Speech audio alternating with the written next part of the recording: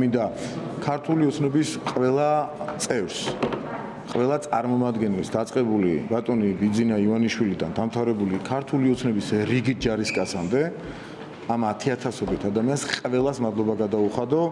ამ წლებისათვის ჩემი დავალება გუნდის ხალხისგან იქნება მთავარი და არის ის რომ ამ ქვეყანას შესატყვისი ამ მიზანთან და შესაბამისი უსაფრთხოების სამსახური ყავდეს. ხა რომ შეგვირდეთ რომ ბოლომდე გახსნილი იქნება ეს სამსახური საქართველოში როგორც ვიტყვით ხოლმე ჩემ მტერს ბოლომდე გახსნილი უსაფრთხოების სამსახური იმას